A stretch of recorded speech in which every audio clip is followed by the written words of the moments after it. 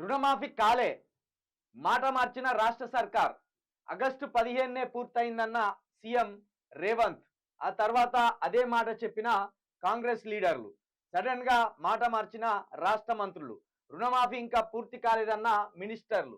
ఇంకా 12,000 కోట్లు చేయవలసి ఉందన్న పొంగులేటి. సాంకేతిక కారణాలతో ఆగిందని ఉత్తమ్ వివరణ. టెక్నికల్ ఇష్యూలతో ఆగింది. 5,000 కోట్లేనని ఈ నెల 15న చెప్పిన సీఎం. తాజాగా మంత్రుల ప్రకటనపై అనేక అనుమానాలు. రైతులు రోడ్డెక్కడంతోనే ప్రకటన చేశారా? రుణమాఫీపై రాహుల్ కార్గేలకు లేఖ రాసిన కేటీఆర్. ఢిల్లీ నుంచి మందలింపు రావడంతోనే తాజా ప్రకటన. 13,000 కోట్లు ఏం చేద్దామని చూశారు. ఏం చేద్దామని చూశారు, దిగమింగి దిక్కులు చూద్దామని చూసిండు. ఇక్కడ చూడు ఎంత మంచిగా ఏందంటే ఈ శవయాత్రలు, ఈ డప్పు సప్పుర్లు, సీఎం బొమ్మలకు శవయాత్రలు, బొందబెట్టడాలు, కాల్చివేయడాలు ఇవన్నీ జరుగుతాయని ముఖ్యమంత్రి గారు కానీ ఈ రాష్ట్ర మంత్రులు కానీ ఊహించలే. ఏమనుకున్నారంటే సేమ్ రైతు బంధు లెక్కనే కొంతమందికి వేసి ఇక డబ్బాలు కొడదాం అనుకున్నారు. ఇక వాళ్ళ గొప్పతనాన్ని చాటుకుందాం అనుకున్నారు. కానీ అందుకు విరుద్ధంగా జరిగే వరకు మళ్ళీ బ్యాక్ స్టెప్ వేసింది, మళ్ళీ యూటర్న్ తీసుకున్నారు. ఇప్పుడు ఇక కొత్త రాగం పాడతాను. ఇక అది అందుకు లిక్కిపడి వెనకకు వచ్చిండ్రు. ఏంది ఫస్ట్ ఏమన్నారు, టెక్నికల్ ఇష్యూలతోట మిగతా డబ్బులు పడలేదట, మిగతా రైతులకు డబ్బులు పడలేదట. ఏది 40 లక్షల మంది రైతులకు టెక్నికల్ ఇష్యూలతోటి రైతు రుణమాఫీ కాలేదంటాను. మరి ఇదే స్పీకర్ గారికి టెక్నికల్ ఇష్యూ రాలేదా? మిగతా మంత్రులకు టెక్నికల్ ఇష్యూ రాలేదా? వాళ్ళ ఖాతాల్లో జమ చేయడానికి ఏది ఉత్తమ్ కుమార్ రెడ్డి ఖాతాలో 2 లక్షలు పడ్డాయట, మాజీ మంత్రి మల్లారెడ్డి ఖాతాలో 2 లక్షల రూపాయలు పడ్డాయట, ఇప్పుడు వేముల వీరేశం ఖాతాలో, కవంపల్లి సత్యనారాయణ ఎమ్మెల్యే ఖాతాలో, ఇట్లా ఎమ్మెల్యే ఖాతాల్లో, మాజీ మంత్రుల ఖాతాల్లో, లేకపోతే ఇప్పుడున్న ముఖ్యమంత్రి గారి తమ్ముళ్ళ ఖాతాలో డబ్బులు పడడానికి ఎలాంటి టెక్నికల్ ఇష్యూలు రాలే. సామాన్యులైన 40 లక్షల మంది రైతుల అకౌంట్లో డబ్బులు వేయడానికి మాత్రం టెక్నికల్ ఇష్యూలు వచ్చినాయని నమ్మబలికే ప్రయత్నం చేస్తాను. కానీ అసలు విషయం అది కాదు. తీవ్రమైన వ్యతిరేకత ఈ రైతుల నుండి వస్తుందని వీళ్ళు ఊహించలేకపోయిండ్రు. పాల ప్యాకెట్లతో సన్మానాలు చేస్తారనుకున్నారు, పూలదండలతో సన్మానాలు చేస్తారనుకున్నారు. కానీ చెప్పు దెబ్బలు తినడానికి వచ్చేసరికి ఉలిక్కిపడి ఉన్నమాట అసలు వాస్తవం బయట పెడతాను.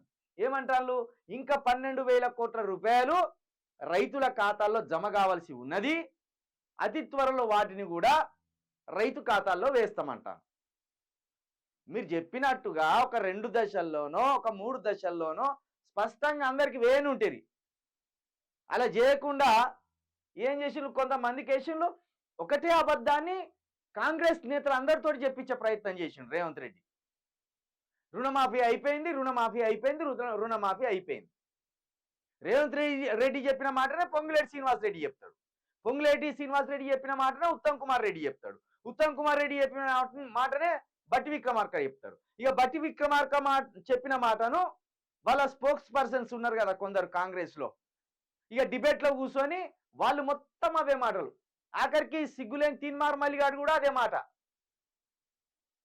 అంటే ఒక అబద్ధాన్ని 100 మందితో చెప్పిస్తే నిజమైపోతుంది, ప్రజలు నమ్ముతారేమో అనుకుంటాను. కానీ మీరు చేసింది చిన్న కథ కాదు, 70 లక్షల మంది రైతుల జీవితాలతో ఆడుకునే పని చేసిండ్రు మీరు. కాబట్టి వాళ్ళు ఊకోలే. సావు డప్పులు కొట్టిండ్లు, శవయాత్రలు కొట్టిండ్లు, మీ ఒంట్లో వణుకు పుచ్చేదాకా, మీకు బుద్ధి వచ్చేదాకా, మళ్ళా అసలు నిజం మీ ద్వారానే కక్కించేదాకా వాళ్ళు తీవ్రతరం చేసిండ్రు. అప్పుడు కానీ మీకు బుద్ధి రాలే. అసలు ఏం చెప్పినావు నువ్వు? వరంగల్ డిక్లరేషన్లో ఇచ్చిన హామీ ఏంది? వరంగల్లో నీ రాహుల్ గాంధీ వచ్చి చెప్పిన మాట ఏంది? వరంగల్ వేదికగా రైతు డిక్లరేషన్ అని ఓ పెద్ద మాట చెప్పింది. ఏంటిది?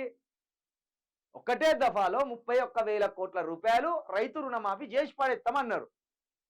9 నెలల క్రితం ఎన్నికలు జరగకముందు చెప్పిన మాట ఇది.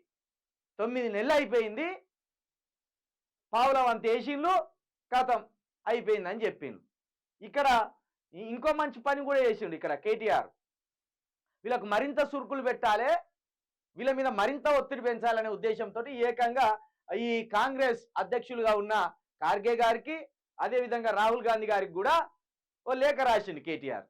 ఇది ఇంకింత వీళ్ళకు వెనకకెళ్ళి సురుకు పెట్టినట్టే, వాయిల్ బరియలతో ఈప్ మీద కొట్టినట్టే.